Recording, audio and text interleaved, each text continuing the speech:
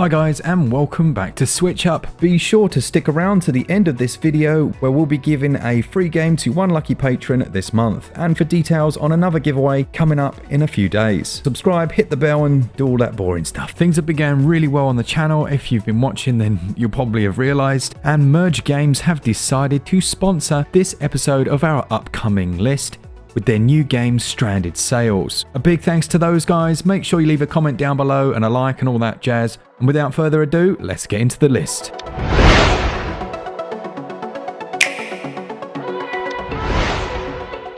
First up then, and it needs no introduction, it's Overwatch the Legendary Edition. Now this game has been doing the rounds for quite a while on PC and has become one of, if not the most popular online shooter. It's a very good game indeed, and I really hope they've done a good job with the Nintendo Switch port. Rather than a classes based system, here you play as individual heroes. Every hero has a unique set of skills and abilities, but also a nice backstory to boot. You can switch through heroes on the fly, which drastically changes the outcomes of battles for those players skilled enough to do so. We all know it's a great game, it's whether or not they've put in things like motion controls, which I really hope to see in this release from Blizzard in the next few days. Glorious.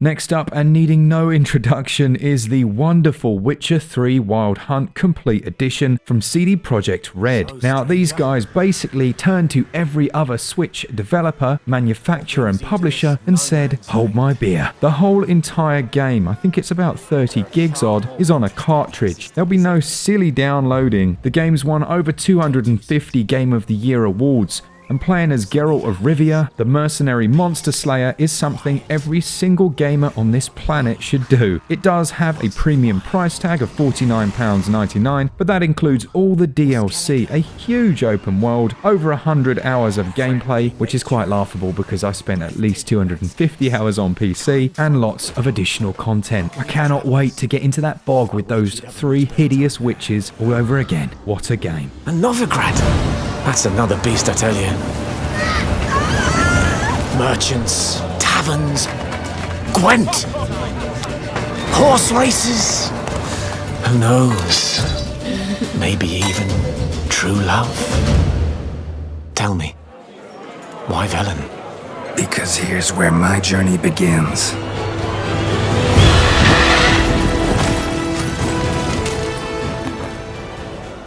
Following swiftly on its heels, also on the 15th, and at a nice £9.93 at 15% off, we have the Eyes of Aria. Now, if you ever played the Myst titles back in the 90s PC era, or even the sequel Riven, then you'll know what to expect. It's a puzzle adventure game where you'll be solving many tricky puzzles, and intricately detailed hand-painted scenes will help you do just that. A mysterious signal has begun broadcasting from somewhere within the ancient halls.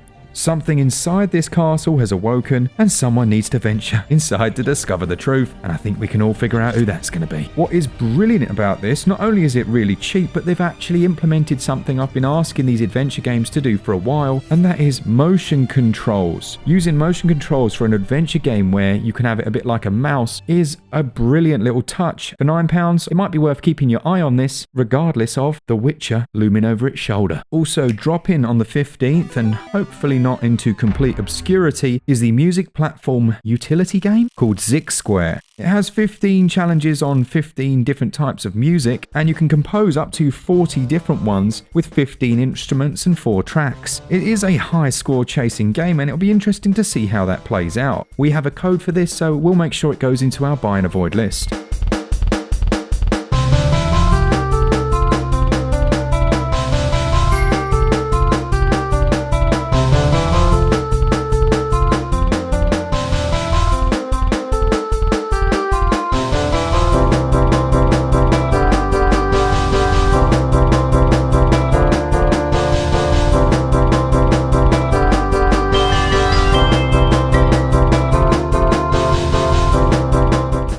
Also falling on the same day as The Witcher and those other titles, the 15th, are the Baldur's Gate games 1 and 2, as well as Planescape Tournament and Icewind Dale. My goodness, you're looking at 1,000 hours of gameplay between these titles altogether, and they are incredible titles. We'll start off with the Planescape Tournament and Icewind Dale. These followed the Baldur's Gate games, and you journey deep into Icewind Dale, a harsh and unforgiving territory, and not only was it settled by the hardest folk, but this game was tough. It also includes the Heart of the Winter and Trials of the Loremaster expansions, so again, there's more than enough to sink your teeth into. Which takes us on to Baldur's Gate, and Baldur's Gate 2, the Enhanced Editions from Beamdog. I believe they were the guys that brought it to iOS back in the day as well. This also is £40, which is quite an expensive price, considering they were a little bit cheaper, I believe, back on the iPad, but I could be wrong. Either way, this is an amazing game. It's the godfather of this genre. Yes, there were ones that came before it, but there was something so unique, and the storytelling is fantastic. There's an incredible amount of replayability that you can have here, and it's got Minsk and Boo with his little pet hamster, so there's not much more you could ask for. A fantastic set of games, but scary how many are falling all on the 15th. I would say that potentially there is a sleeper hit coming next week as well, and it's Little Town Hero. Now, it was a very strange development period leading up to them kind of changing the name of this title and then not really knowing what they were doing when Pokemon was being launched. I've been playing this quite a lot over the last few days, and I'll have a little preview of it out as well, but it's a very unusual game with a strange battle mechanic and a concept unlike anything I've seen before. But what I can say is it's going to be worth you having a look at it. Can't really say much more than that, but they've done quite a few things to remove any grinding that you'd find usually in these titles. There are main quests and side quests, but it's all about that combat system that could make this a real hit, I think, in the coming week. It launches on the 16th. 村に眠る大きな秘密。突如として現れた恐ろしい魔物。村の頼れる仲間と共に大きな謎に立ち向かえ。 Following that one, also on the 16th, is Rabi-Ribi. It's a 2D exploration platformer that focuses on non-linear gameplay, and it's got a bunny girl in it, so, you know, make of that what you will. There are 4 different difficulty settings for all types of players, so if you're someone that, you know, the main and the hard modes just don't do it for you, there are 9+ main areas and 20 sub-areas to explore. There's over 60 items and upgrades, over 20 fully illustrated characters with cutscene illustrations, 40+ boss battles, 1,000 attack patterns with boss rush mode, and post-game story content as well, and I believe a 50+ strong soundtrack. This, again, could be one to keep your eye on coming up next week from Circle Entertainment.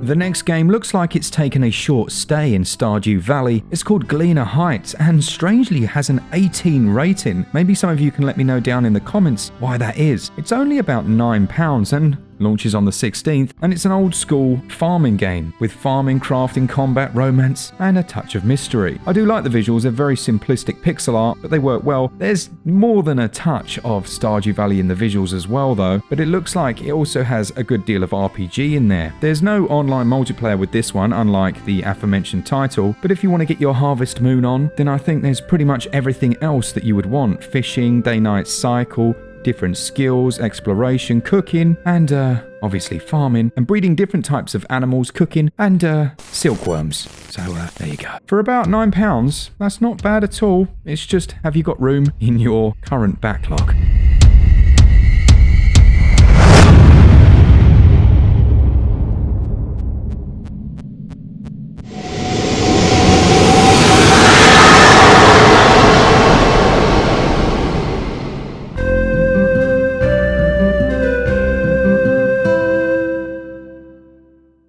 Which takes us on to Stranded Sails, explorers of the cursed islands from Merge Games, and again this video was sponsored by them, so let's give this a decent look. Now this is coming up next week on the 17th. You start the game as a young child who finds themselves, well, stranded. I think you probably saw that one coming, didn't you? It has beautiful visuals. I really enjoy the aesthetic of this one, and it's essentially an open world exploration and farming adventure filled with loads of quests and discovery. You're shipwrecked on a mysterious archipelago, as it says on the description, and it's up to you to survive and solve the mysteries deep in the heart of the islands. Now, Glen and I play an awful lot of games on this channel, but some of them pique your interest. And even before Merge approached us and said, hey, do you fancy checking out our games for sponsorship, which obviously we almost chewed their arm off, we were looking at this one and we were very keen to have a go of it. So it's amazing that they've decided to sponsor us. What's really nice is that not only is the farming element here, but there's a real heavy focus on the questing, and it seems to be handled very well. You can farm and cook to survive, gather items and scavenge to build new gear, and you'll be moving from island to island either on foot or by boat to do just that. You're not alone on these islands as well. You can expect a good deal of challenge, shall we say. But when I arrived on that first island, it really did remind me of that moment in Monkey Island when you finally reach said island. There's a real sense of escapism here. Stranded Sails launches on the 17th and is one you should definitely keep your eye out for when it drops. It can also be had physically as well. All the information will be up on the screen for you now. Following closely behind it is Where the Bees Make Honey from Whitethorn Digital. Now this also falls on the 17th, and I didn't hear anything about this one until the developer sent us a code over. I plumbed it in and my goodness, this game looks stunning. It's an adventure, puzzle, almost exploration game, and it tells a story about reflecting on different moments from your childhood, and they're played and experienced from an adult perspective. It describes itself at its core as a puzzle adventure game, but what I noticed even in my small playthrough was how varied the gameplay is. The gameplay reflects different seasons, and not just seasons physically, but seasons of life, and it does an incredible job with that narrative. We'll make sure we add this one into our buy and avoid list, or we'll give you more information when it launches.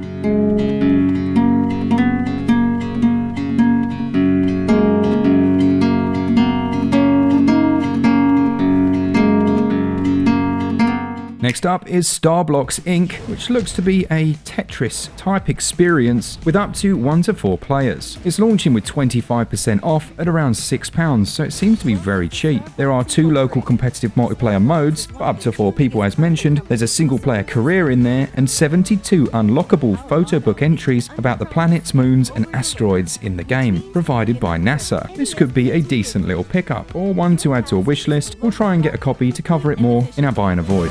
However, out in the free market, you won't have it so easy. Your competitors will try hard to be the first ones to fulfill the requirements, so you better learn how to fight. Sublevel Zero Redux from Coats Inc is a roguelite 6 degree of freedom shooter set in a universe where reality is falling apart. With your gunship, you fight in Zero G through a vast procedurally generated underground facility to recover the technology you need to escape the many dangers hidden around every corner. There is procedural depth. Now I really enjoyed this. I've been playing this quite a bit, and while it reminded me of a few other games from the past, it's certainly an interesting environment to play out a roguelike experience. Getting those weapon pickups make a real difference to the ship. We'll be sure once again to try and let you know before it launches.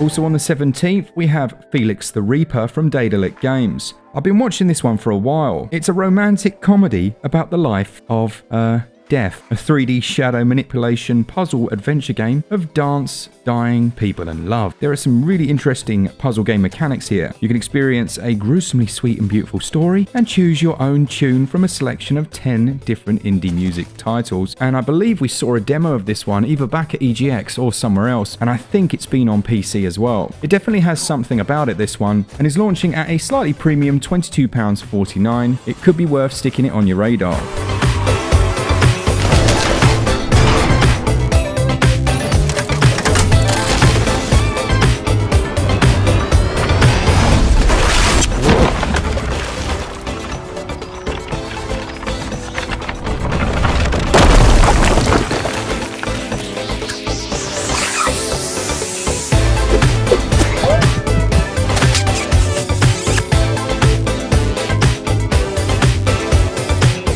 Still to come on Friday, we have Ice Age Scrat's Nutty Adventure.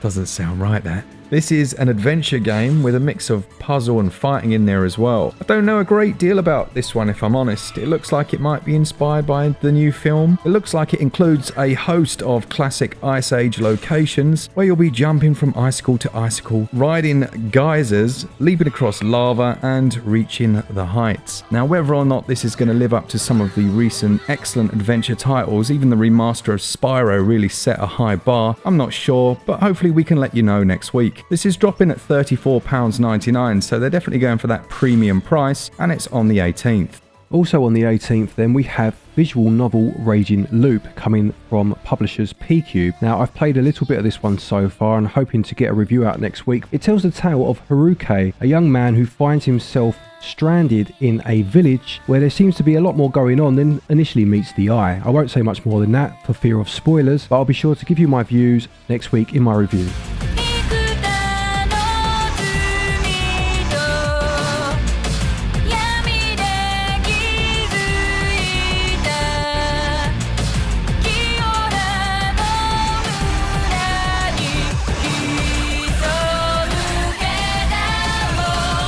Cheers, Glen, for that cheeky little cameo. The last game on the list this week is the wonderful Hat in Time that was originally planned to release on the Wii U, I believe, but unfortunately they never got around to that. So it's nice that they're able to bring it to the Nintendo Switch. They've added co-op into the mix, and it launches with a slightly strange price of £25.19. It looks to my eye to be running at 60 frames per second, and this 3D platformer really did steal the hearts of many when it launched back on PlayStation and Xbox. It includes a new DLC as well, so it might be a way to top off the week with another one in your backlog.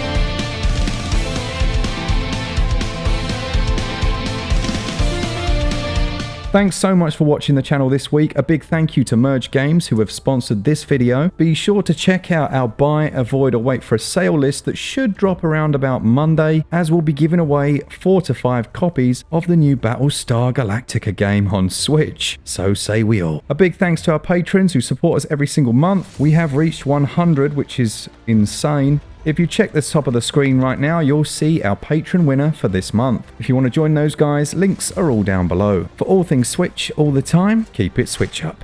Cheers guys, see ya!